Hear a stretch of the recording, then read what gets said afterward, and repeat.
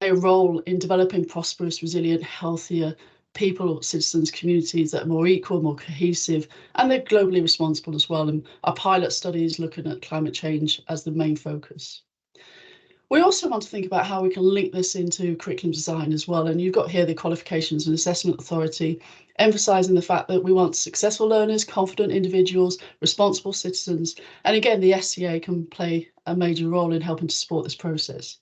But also, how can we connect this to ensuring that businesses and organisations can listen and learn and work with others to enact change? And how can policy design be implemented and developed in a way that you're, again, engaging with the different stakeholders and reconnecting with people and place and policy? One of the foundations, one of the earlier stages of the SCA was working with different organisations such as Chester Zoo in the Ignite Chester Zoo project. And it's a really good example of organisations, schools, businesses coming together and trying to tackle global and local issues. And one of these was the Sustainable Palm Oil Project. And here we have Chester as the first sustainable palm oil focused city in the world. And this was about the schools, the children, the young people campaigning and educating, working with businesses, working with families, communities, actually to make a difference and make Chester the sustainable palm oil city.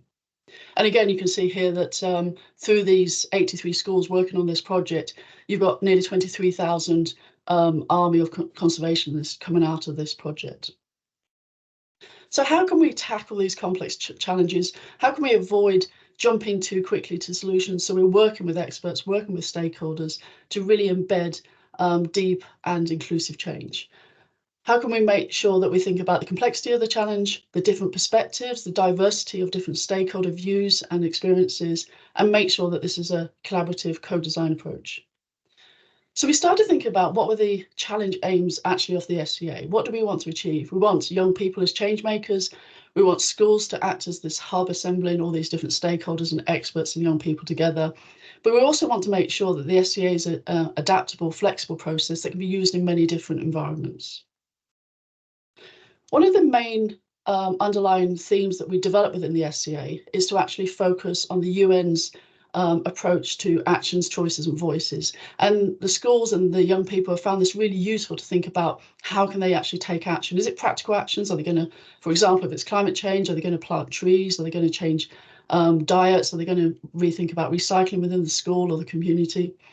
Are they going to encourage businesses or organisations or consumers or citizens to make different choices?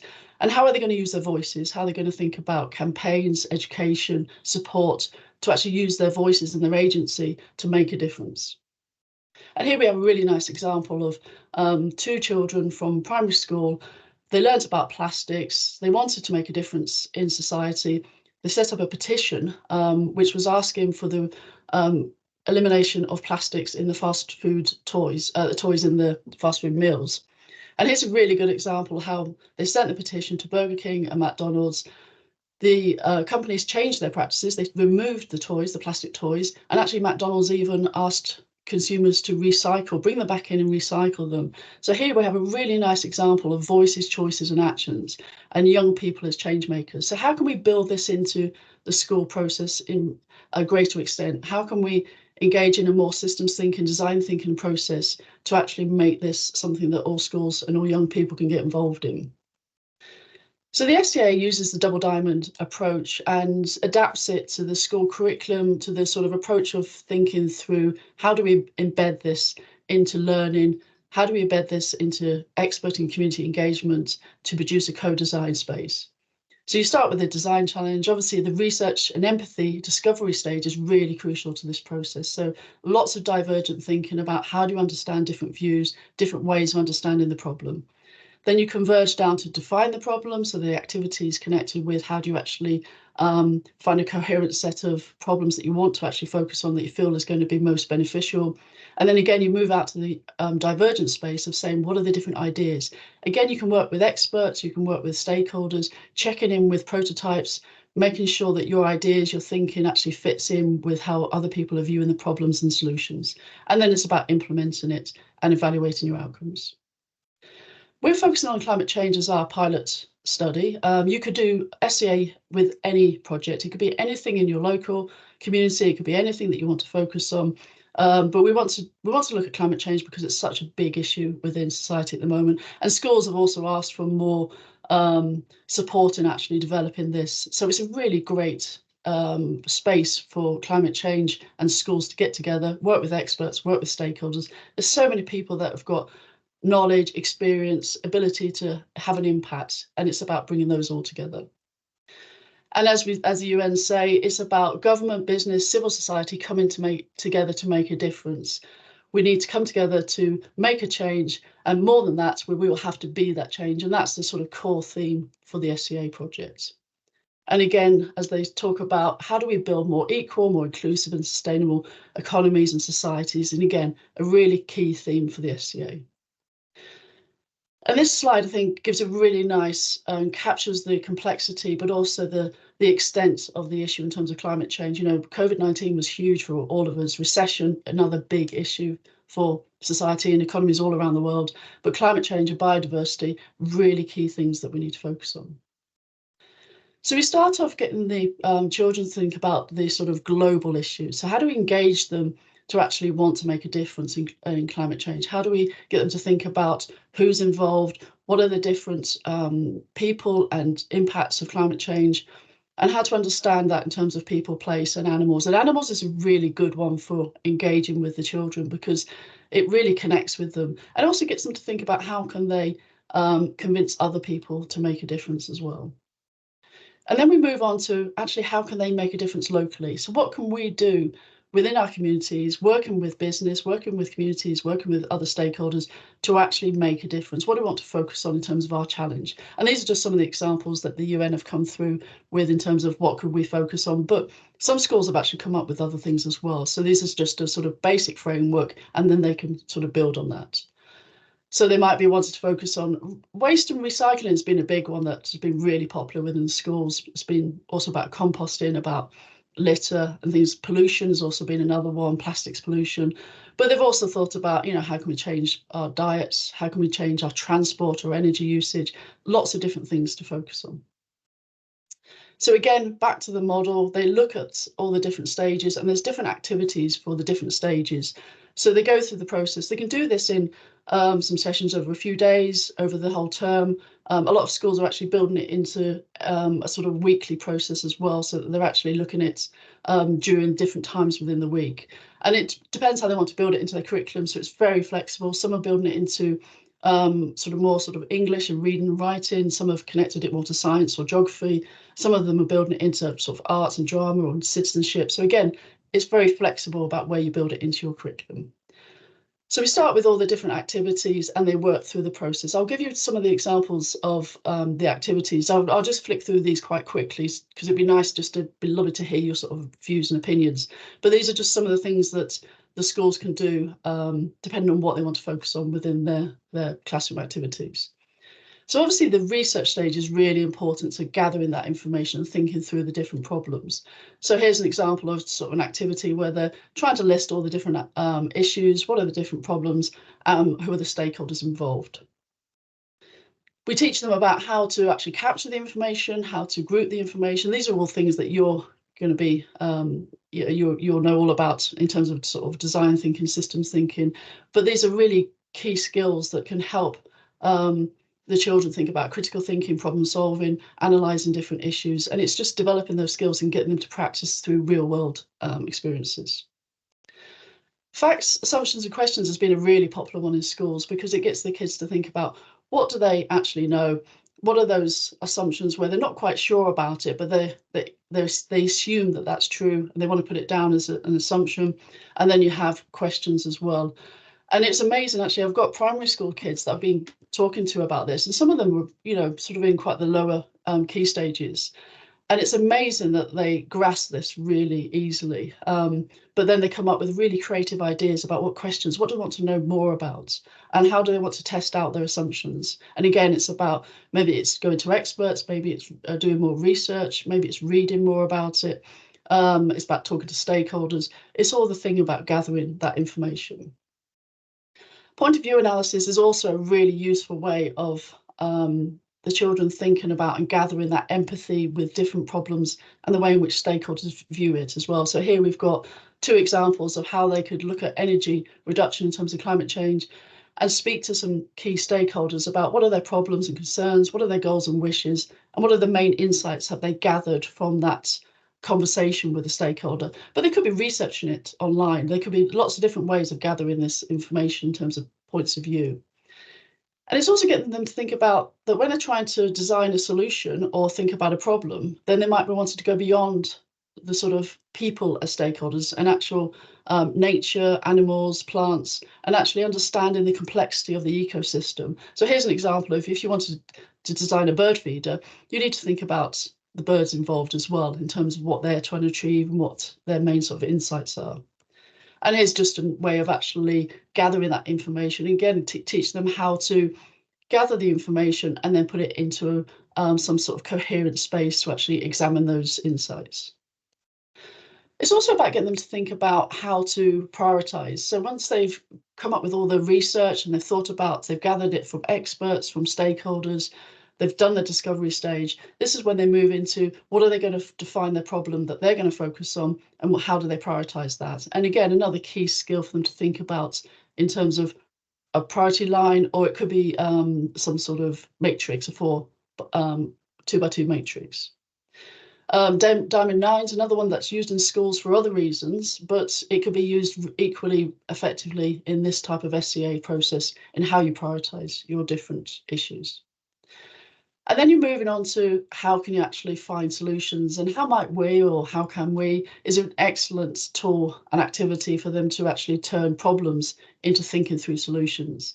And again, here's another way of sort of getting them to brainstorm and start coming up with different ideas, but also in a coherent way. And again, back to that point about that this is an iterative process. So it's about also making sure that they're checking through and making sure it fits in with how other stakeholders are thinking about the problem. Trying to get them to brainstorm and think about creativity is really crucial. Another key skill for children, but for everybody in the world, is coming up with creative solutions. So they might be using an activity like Crazy Eights, which is about drawing solutions, or they might be using a whole range of different activities to try and sort of brainstorm ways of finding solutions. And actually, schools can be great places to do this. There can be lots of activities they can build into this process. For recycling, Scamper is a nice one for just trying to rethink how you're going to deal with the recycling process. So you're not doing that sort of one limited process, you open it up to lateral sort of creative thinking. And again, moving on to the next stage of convergence, how do you actually prioritize what solutions are going to be the best solutions for your challenge? And again, it's getting them to think back to saying, you've got this really divergent set of thoughts in terms of solutions and ideas. You've been checking out different prototypes, but actually, what do you want to focus on for your implementation to make sure it's going to be most effective? And again, that's back to your voices, your choices, and your actions. What do you actually want to do? You can combine all three, or do you want to focus on one particular aspect? So we've had lots of different projects working in secondary and primary schools. I'm actually going to be working with the Galapagos Islands, and there's the Conservation Trust and schools there. So it's a sort of wide range of different environments that this can be implemented in. We've got around the Manchester region, we've got sort of whole schools being involved in it through the whole year. We've got somewhere it's just year 8 that's involved, and they did it over a term. We've got some primary schools, again, doing it for the whole year. Some are doing it for shorter periods where they're just doing it for a week, but really intensely. So again, really flexible on how they want to implement this. And again, lots of different ways of implementing it as well, depending on what they want as their research, their sort of design challenge.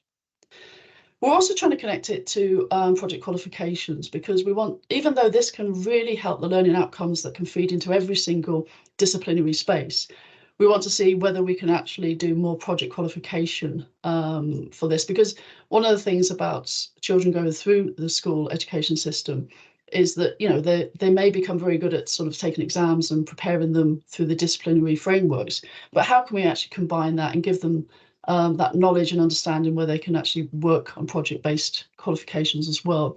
We're having University Manchester events, so this is where the primary schools are going to be coming into the university, and we're going to do one for the secondary schools as well next year. And I'm also working with Manchester City Council. So Rob's on the call today. So hopefully Rob might be able to say a few words just to explain how together we're working to design some SCA type work within the schools and actually build that up into another version that is a Manchester City Council version of how we can build the SCA through the schools and connect to the different experts and stakeholders. And also thinking about that in terms of design awards, how can we actually support the schools by giving them some sort of funding or support in that process and a design award at the end of that. And just to emphasise that while we're looking at climate change at this moment in time, you can actually use it for any area. I mean, I've highlighted the UN SDGs as being a really good way of thinking about focusing your challenges, but you could have any challenge, anything that's place-based could be something that fits your school or your community, and you could focus on that. So develop the skills through maybe the climate change pilot and then expand that to any challenge that you have within your particular area. And that's it.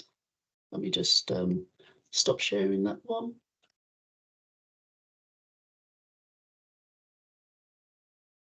Rob, do you want to say a few words on what we've been doing in terms of the project together?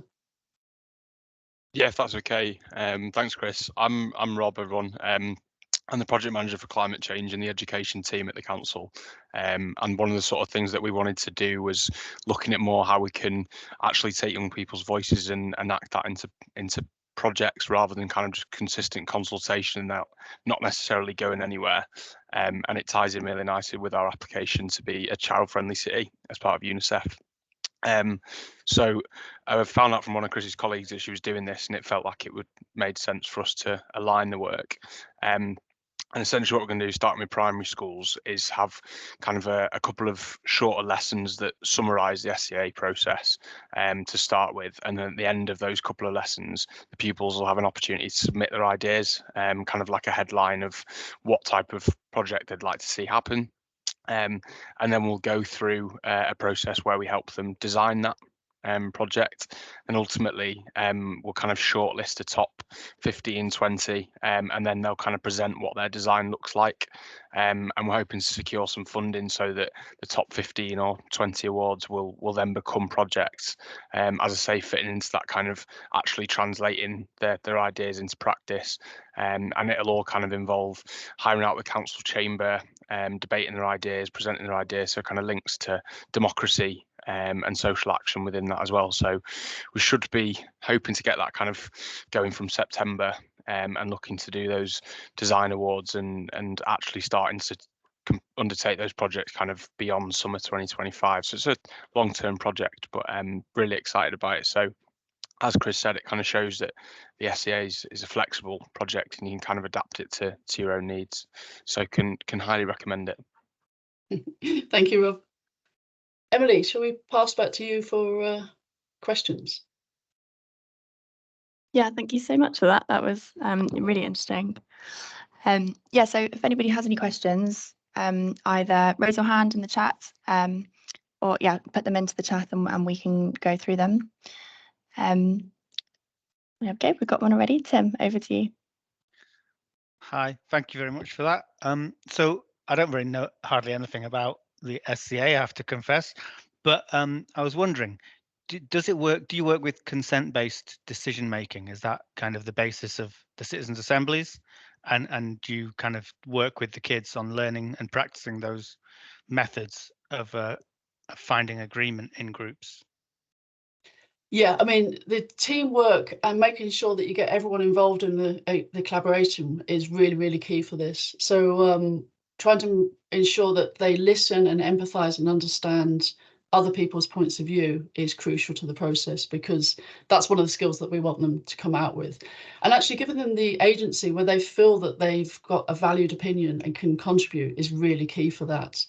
But we want that to be within the school, but also within the community. So they actually listen to other stakeholders as well. So they can actually not only go within the school environment, they can listen to experts and stakeholders, but critically thinking through that process as well. So I think that's the other skill that's important in this, is actually trying to understand and evaluate different sources of information. But listening and empathy is a really crucial part of the SCA. Sorry, Tim, did that answer your question, or did you want to?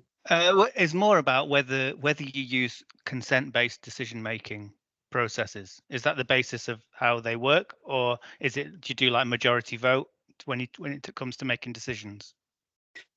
It's about the sort of environment doing that together. So the teacher might set out how they select the decision-making process, and actually the process of negotiation and getting them to work out which is the best solution for the problem at that moment in time is about them sort of working together and developing a democratic way of evaluating that and making sure that they're hearing those different voices within the group.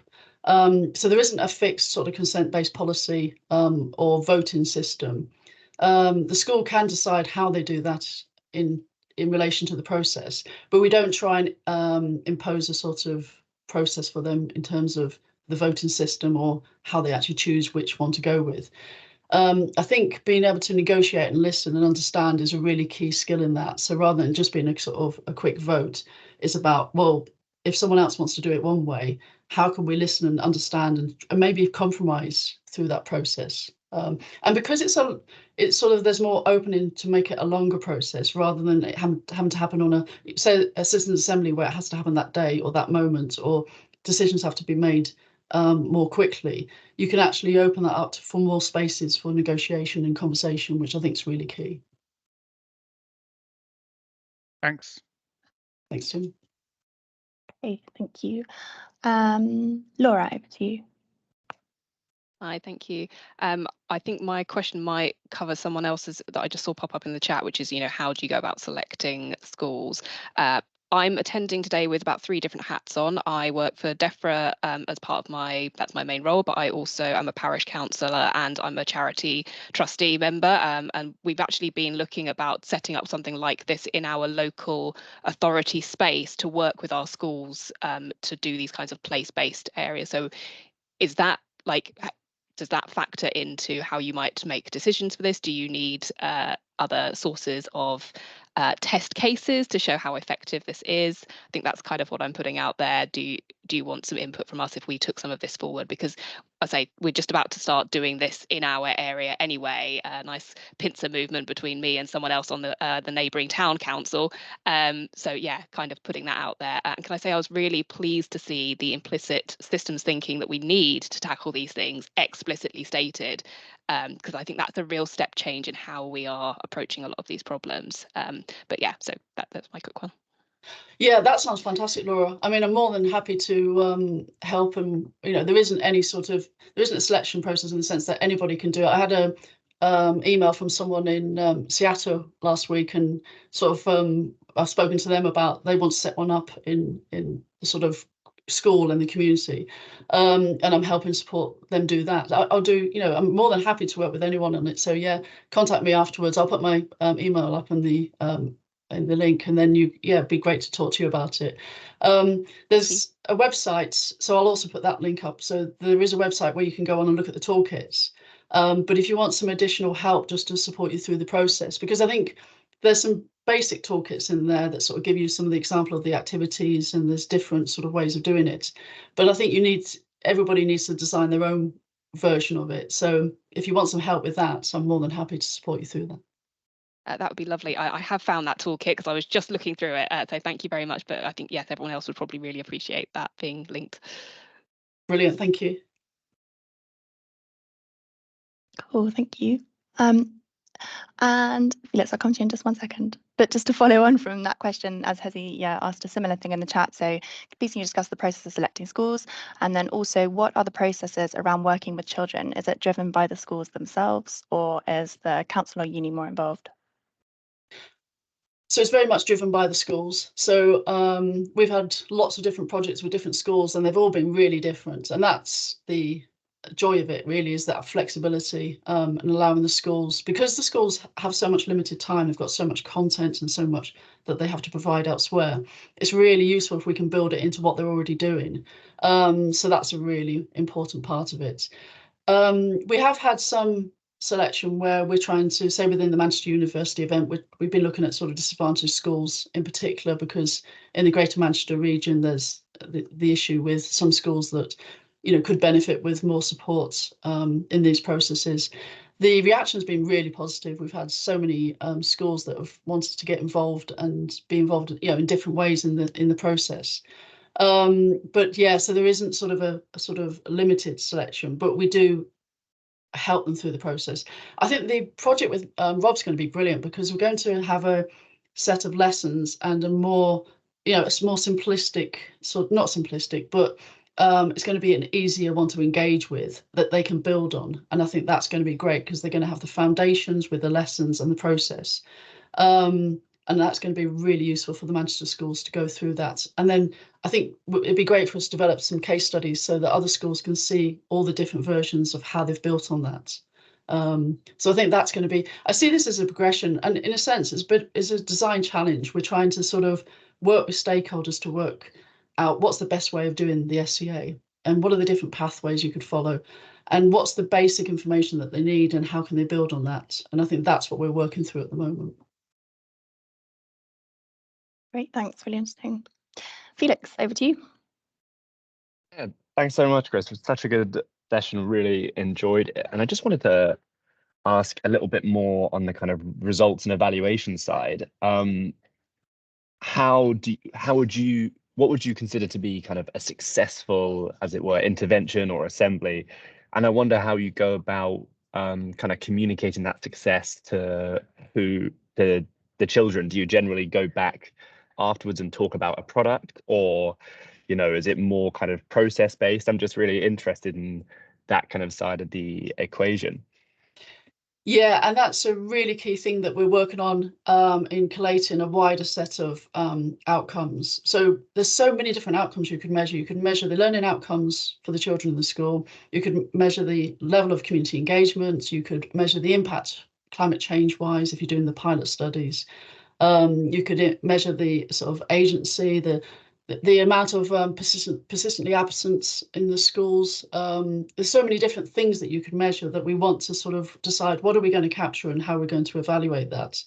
But for me, going into schools and teachers saying that child is actually, especially SEN kids or persistently absent kids that have started working on the project, and suddenly they've come alive, and you've just seen them in the room, and they're so excited and they're so engaged, and they're writing things and they're talking about things, and they're going off and researching things. And the teacher says that child actually, hasn't been turning up very much, and certainly hasn't been engaged. And seeing the turnaround in those children is amazing.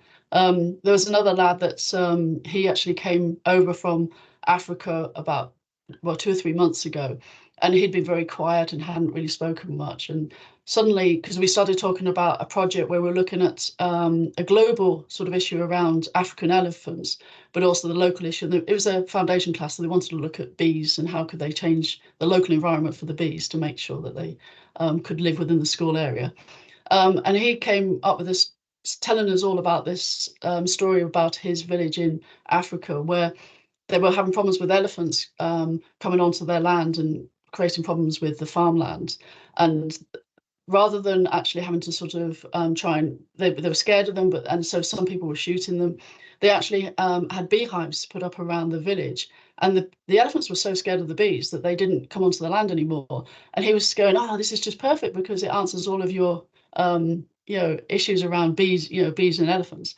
And he said, "Oh, this is I love this because I'm teaching you as a university a teacher something." And he was so excited, and his dad was going to come in and actually give a talk to the kids about it.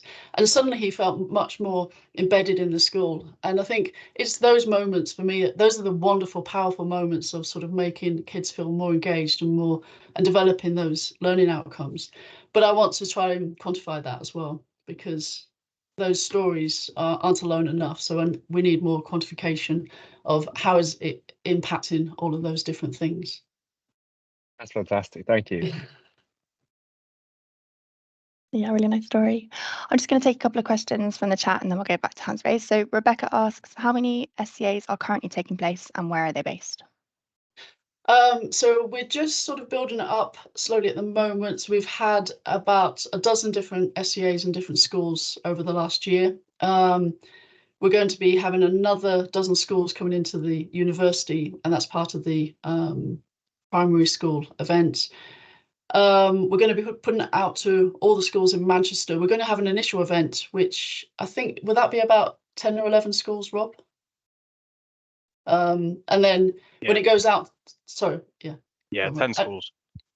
And when it goes out to the whole of the Manchester region, how many schools, if we do primary and secondary, how many schools would the Manchester region be? Don't quote me on this. It's in the region of 180. So it's about 185 if we include primary and secondary. Right. So hopefully we'll be going out to 185 come September. But also I've got other schools in the Northwest that we're connecting to as well. Plus the project with the Galapagos, that's going to connect with schools in the Galapagos as well, but we're just working on that at the moment. Okay, and then Victor asked, thanks for the presentation, resonates greatly. I have a question around scale. How do you manage such huge numbers? Do you train trainers who work as representatives within schools? So at the moment, I'm sort of doing the support on that side, although I think as we go through, I've had some students working on the project as well. And that's one of the things the university would like to do, is because we have these social responsibility projects and sort of living lab projects and things like that within the university. And we're going to see whether we can get university students to actually support the projects and actually build that into their curriculum as well. So that's one way we're thinking about expanding it. In the actual Manchester region, you have 3 community engagement partners, don't you? Workers who are going to support the project. So that's going to be great. Yeah, we have so we have climate change enabled officers that work in each region of the city. So there's 3 of them, and they're already kind of qualified in delivering things like Climate Fresk, if anyone's familiar with that. So kind of got a network already existing with that. There's also other organisations, say in Manchester, we've got sort of, people like Groundwork and things that are already working with schools. So it's about connecting up with them as well, because once they understand the sort of processes, and actually the aim is that to scale it up is to have the toolkits so that it takes them the school through exactly what they can focus on and how to do it and all the activities. So that in terms of scaling up, it's having case studies, but also the toolkits so that every school can do it themselves. Around the UK, but around the world, hopefully. Yeah, great. Femi, over to you. Yeah, thank you. You've answered most of the questions of that research and evaluation thing. It's just it does seem as if, considering it seems the capacity to kind of infinitely customize. I was kind of fascinated by how you do that. But one thing I'd like to know is, I mean, I've done some work with children and young people. Have you got some some systematic way to ensure that, within any democratic debate or deliberative debate, there's conflict? I'm just wondering if that's how you resolve conflict and prioritize within it, and to actually ensure that they cohere as a group and as a parliament. Yeah, and we set up within the toolkits, we have this section which is all about sort of teamwork and collaboration, listening, empathy, and that is really, really key to this process. So there's a whole section within the toolkits which is on that, and being able to listen. I think in a sense, the whole empathy and research side, the key part of that is listening. So there's the issue about how do you gather information, how do you select information, that critical thinking, but listening is that key aspect, and actually respecting other people's opinion and working as a team. And we suggest to the schools that they actually have a set of sort of issues that they look at in terms of setting up the SCA about what are the sort of rules of engagement. So I think you're right completely about that you need to have that first before you actually move on to the process, because otherwise, how do you establish that sort of collaboration and co-design process if you don't first set that up? But it's also being able to make sure that people value their own sort of opinions and have the agency to sort of present their ideas. And I found that within the schools, again, some of the kids that have been quite silent in other situations, and the teachers have said suddenly they're excited and they're talking about things and they're feeling it's really important. And I think schools are often, a really good place for understanding the need to make sure that every child gets an opportunity to speak. So it's just working with the schools to make sure that that happens within different contexts. So really, really key point. Definitely. Thank you. Great. Jessica, over to you. Hiya. So yeah, my name is Jessica, and I currently work with a group of youth parliamentarians. So they are in the process of wanting to do some projects around their communities, and they're all representative of different schools. But I was just wondering, how do we get, because obviously they're representative of young people, they would need to get the views of young people in their schools and in their communities. But how do we get the schools involved? Because this is more the young people themselves that wants to make the change, or that wants to do a project. So how should they go about it? Is it to go specifically to a teacher, or straight to the head of year or the head teacher, to get as many young people involved? So in this case, it's more like if the young people want to do to make a change, how do they get, you know, the workers or the teachers to get involved in their ideas and in the process of the project that they want to take? That's a really interesting idea, and I think the SEA could work really well at sort of going beyond the sort of boundaries of the school gates or education, and actually see if there's hubs within sort of youth centres, or like say youth parliamentarians or groups of young people. Isn't it fantastic if we've got young people sort of driving the change as well, and having the excitement and the passion and the interest in wanting to make the change? But sometimes I think that is that difficulty, is how do you connect with a school? Because if they've got such a large curriculum and content focus, then sometimes it's quite hard to sort of get that connection. But I think maybe if you can get the group of them to sort of put together some sort of document or information about what they want to do and what they're thinking about, what's their design challenge and how do they want to take it forward, and what process do they want to engage with. If they could do that and then present that to the different schools that they're involved in, and maybe ask if that individual could present in an assembly, or I think you're right that maybe talk to a teacher that's really interested in whatever issue that they want to focus on, and see if whether they can support them to actually introduce it into the school. But I think it's brilliant that young people are willing to make this difference and want to drive change.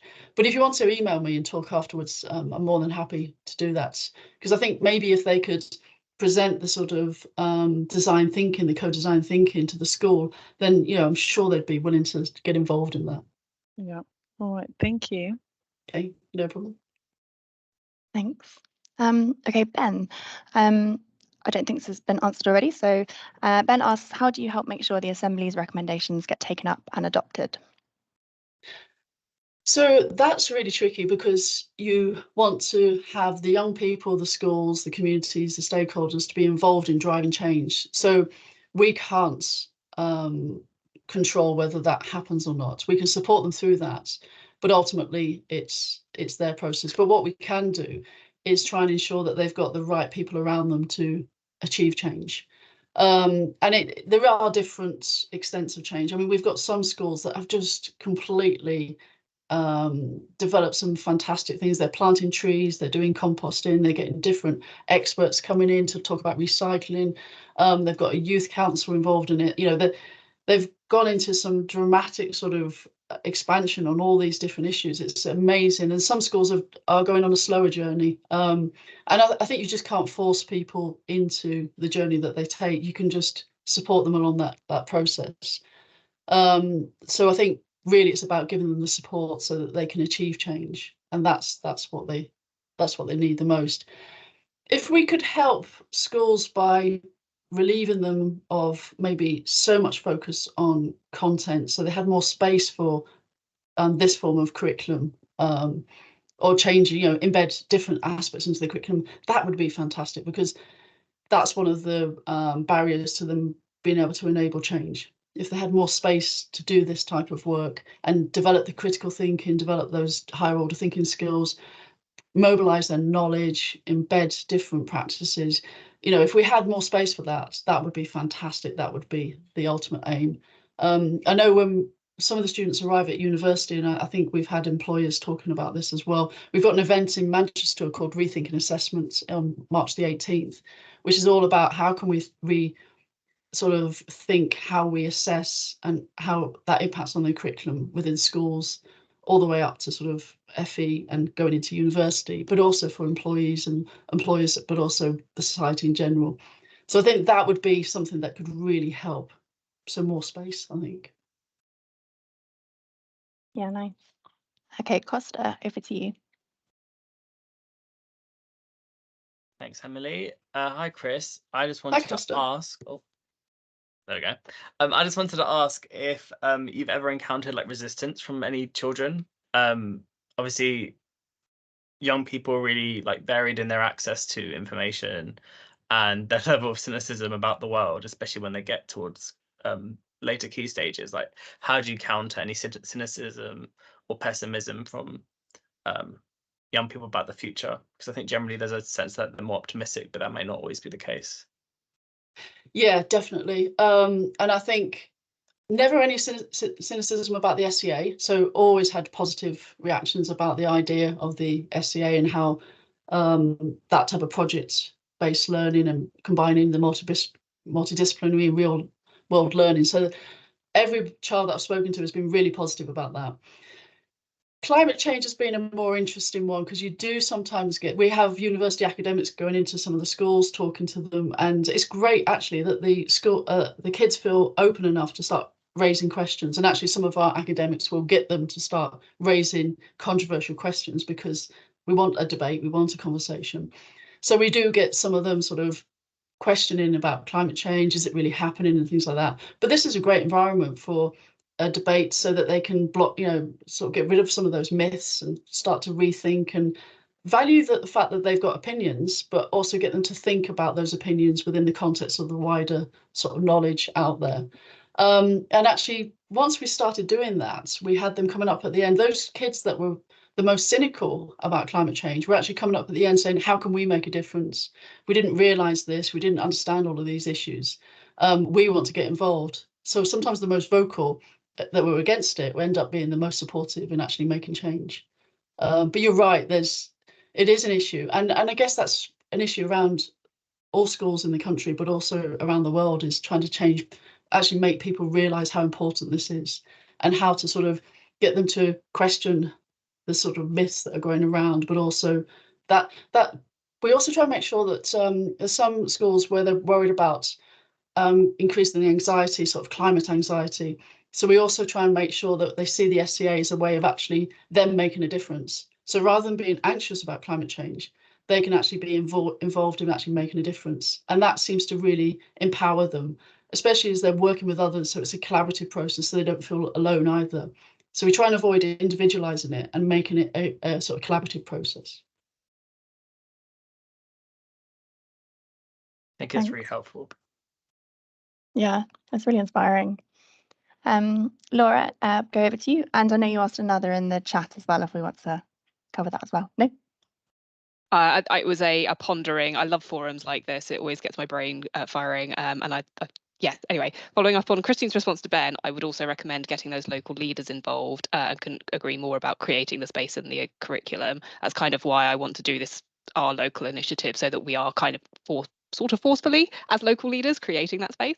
But my actual question was, and I might now have to go and register this quickly, is has anyone made a social enterprise company or CIC based on this model? Because this is the other thing that I'm quite interested in, is this like idea of donut economics and applying that in local places. And it's sort of been mulling around in my brain for a while, but because I think we would be better to change a lot of the systems we're working in by demonstrating the effectiveness of a different system in that local place and then repeating that at different places across the UK and then coming together. Because I think I'm going to be very direct in my own personal opinion here. We would all agree that there are a lot of inbuilt systematic inequalities in the way a lot of the things work, and I don't think anyone's going to shy away from that. So my proposal is, could we use this kind of approach that also then shows people how they generate value from this different system at all levels in a social enterprise company or CIC based model? Yes, and I don't think anyone's developed a company based around that, but I completely agree that the SCA model could work in any format, and it doesn't have to be I wanted to focus on the schools because I think it's useful to actually focus on, and it is very much based off how do you embed it into the curriculum, how do you inspire young people, and it could expand into other sort of hubs, you know, youth centres and FE and other sort of youth sort of parliament type groups.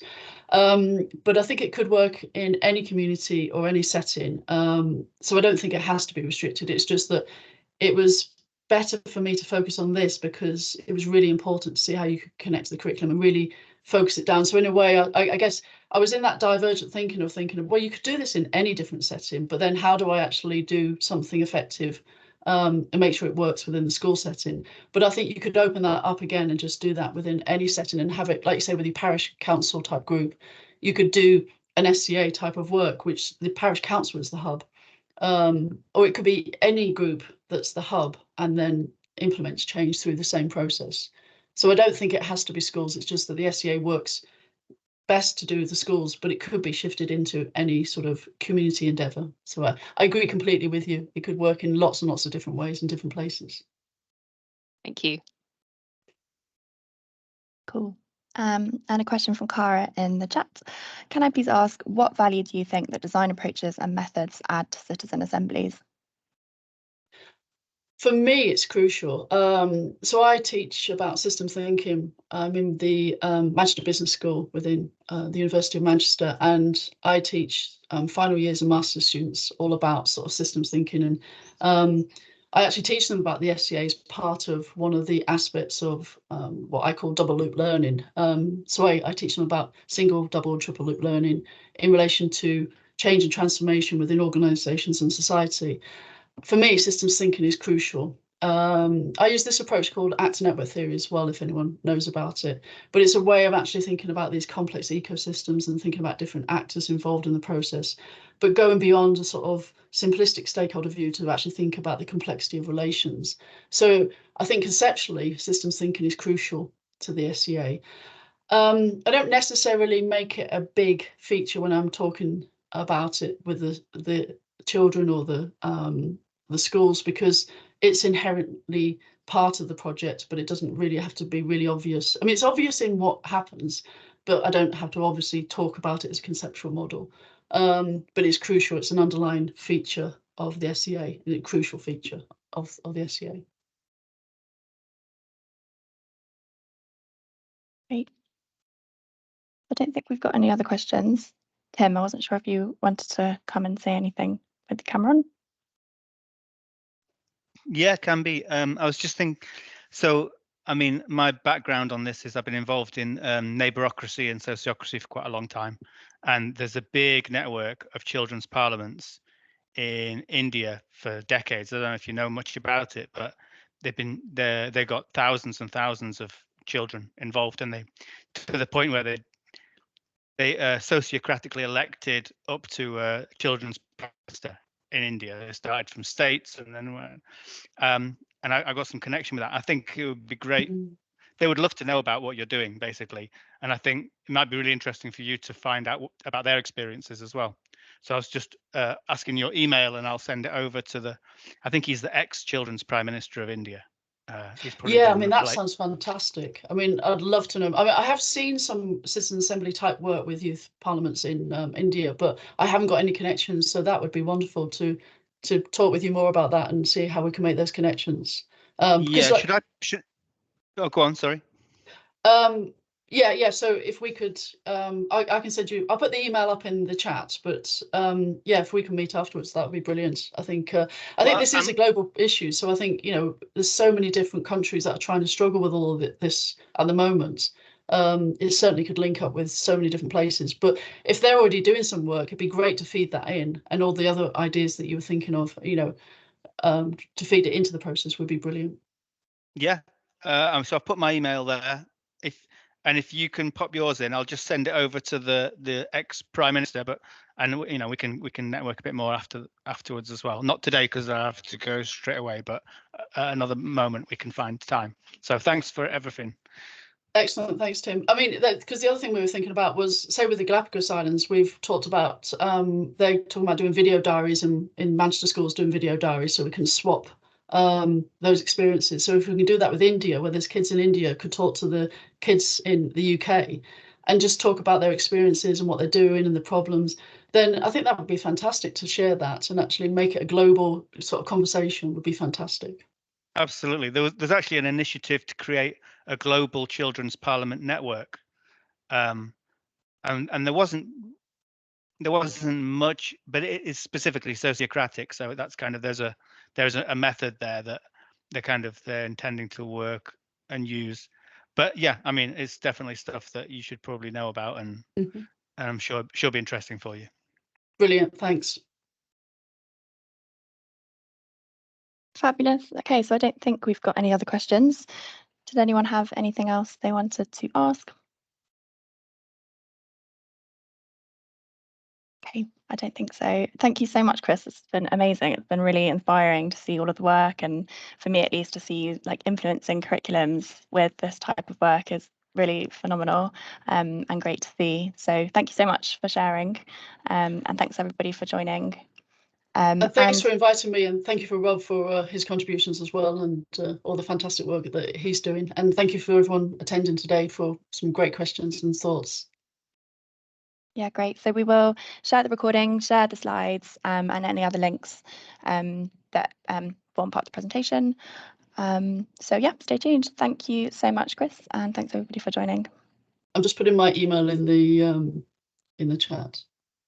So just if anyone wants to contact me, please feel free. Thank you very much, everyone. Thanks.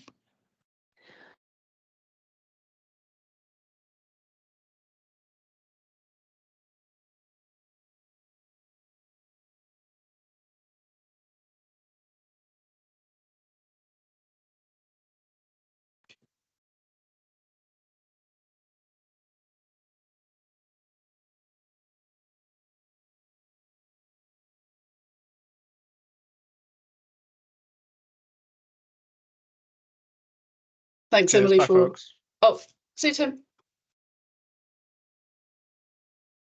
Thanks, Emily, for organising that and sorting it.